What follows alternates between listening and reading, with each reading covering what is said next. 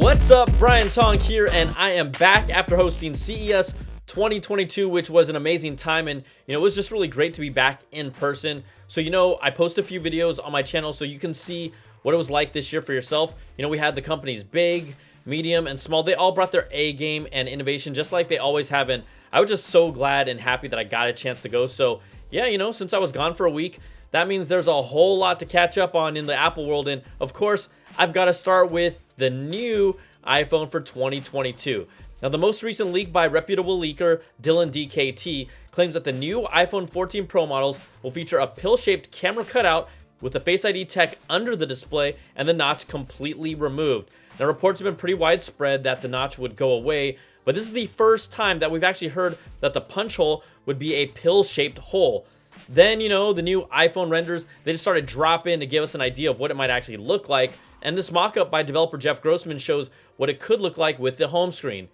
It's exactly what it looks like, a pill-shaped hole. Now, renders by Ian posted what the pill-shaped punch hole could look like compared to the current notch. We know this. I'm team no notch, so I'm going to go pill-shaped punch hole all the way. Then display analyst Ross Young just chimed in to say he now believes the iPhone 14 Pro and Pro Max will have a hole plus a pill-shaped punch hole. Hey, also, try saying that 10 times fast because you can't. Pill-shaped punch hole, pill-shaped pill-shaped punch hole. Yeah, I told you, you can't. The hole will reportedly be for the Face ID dot projector, while the pill-shaped hole will include the front camera, the Face ID infrared camera, and likely other sensors. Now, renders by Ian updated his comparison too, and it's not going to stop people from upgrading, but sure, it's better than a notch, but ugh.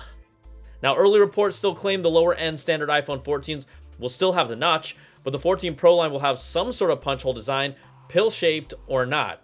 So, do you have a preference between the notch or the now rumored pill-shaped punch hole? Does it even make a difference for you at this time? Look, put it in the comments, especially if you think that you can say pill-shaped punch hole 10 times fast without messing up. I did it twice there.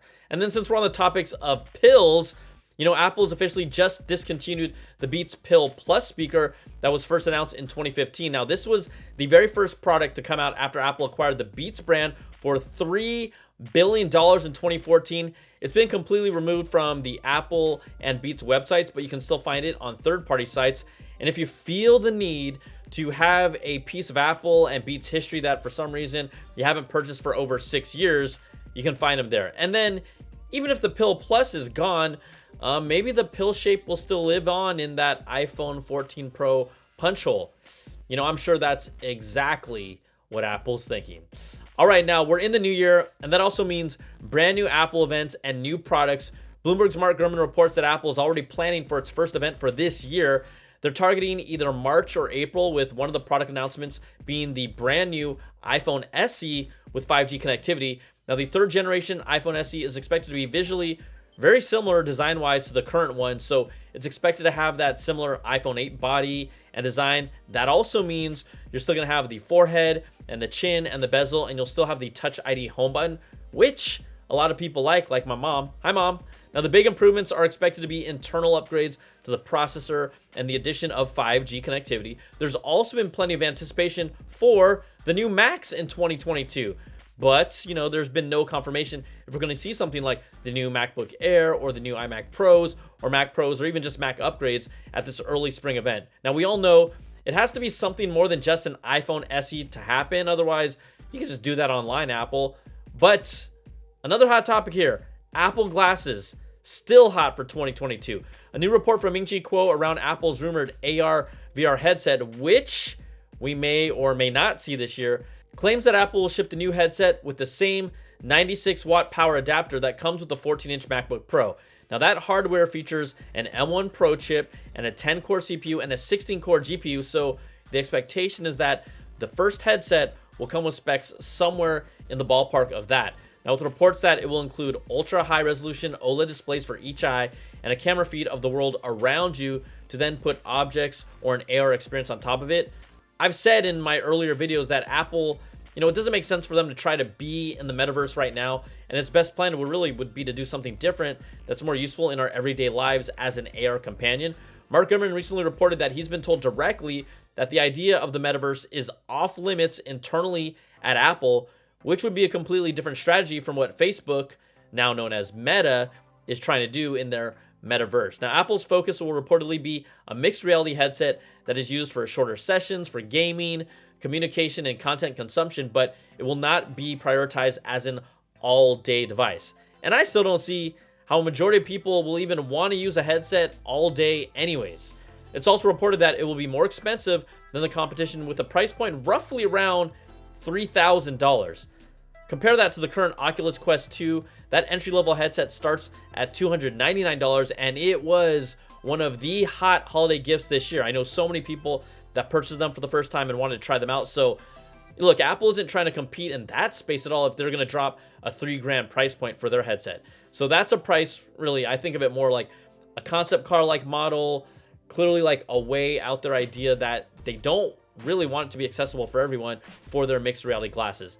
But at the same time, it's still one of the products that I'm most excited about this year, just because I'm really curious how it's going to look, how it's going to feel, and how Apple will position these. But it's also still up in the air if we'll see Apple's headset this year or not. All right, in the iPad space, we've heard reports throughout last year that Apple is possibly pursuing going OLED for some of the higher-end iPad models, but the latest update from the Elect supports Ming-Chi Kuo's claims that Apple did abandon their plans for an OLED display in the iPad Air for 2022, and the issue was meeting Apple's quality requirements at the proper price point for the displays. Now, in the Elect's new report, they say Apple is still in talks with Samsung Display about making screens for an OLED model that we could potentially now see in 2024, but even that's not a guarantee, so don't hold out for an iPad with an OLED display anytime soon. Okay, let's talk wearables. And if there's one product that I feel like, it's kind of plateaued right now, unfortunately, it's the Apple Watch. This thing is still one of my favorite devices, but until we see any significant new health features or big jump in battery, it's going to stay relatively the same. Now, the latest reports echo that, so don't expect much change this year. Bloomberg's Mark Gurman has reported in the past that body temperature was on this year's roadmap, but now the chatter around that has recently slowed down. Blood pressure, which is currently on the Galaxy Watch, is at least 2 or 3 years out for the Apple Watch, and the blood glucose monitoring sensor that I've said is a ways out because, it still has to pass through testing and get approval. That might not appear in the Apple Watch until 2026 or later, according to Gurman. So if that's the case, I don't expect Apple to rush to bring the rumored new design unless it's to create maybe a new line of Apple Watch like the long reported rugged line, because it looks just like the tech available right now in the market can't match a yearly upgrade cycle for what the Apple Watch wants to do. The biggest thing that we finally might see, maybe this is kind of the safe bet, is better sleep tracking in 2022, but I'm not expecting anything groundbreaking for the Apple Watch this year. We have an example like the Uber app for the Apple Watch. That's discontinued its watchOS app support, and that doesn't come as a surprise. I've never used it on my Apple Watch, not even once, and we've already seen how plenty of apps that were once dedicated to the Apple Watch, over time, they've been discontinued, like Twitter or Instagram or Slack and many others, because this thing, it's just really grown to be more of maybe more of a passive experience, or it's tracking you to close your rings in the background, but we're not actively using this constantly with the Apple Watch for dedicated apps other than maybe a music player or podcasts while I'm working out.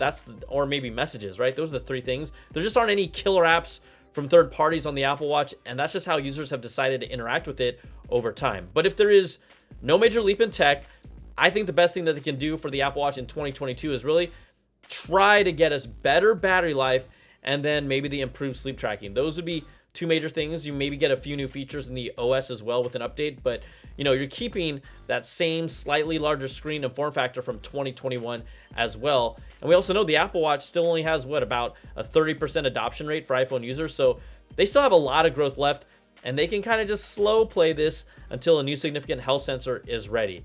Now, this rumored rugged Apple Watch, maybe that could finally convince a segment of users to get an Apple Watch for the first time, but that's kind of where they'd see the biggest bump.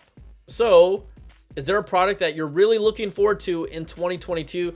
For me, if there's a killer product this year that I think is going to appeal to the largest amount of users this year, it has to be the new MacBook Air, or maybe they end up calling it just the MacBook for 2022, whatever they call it.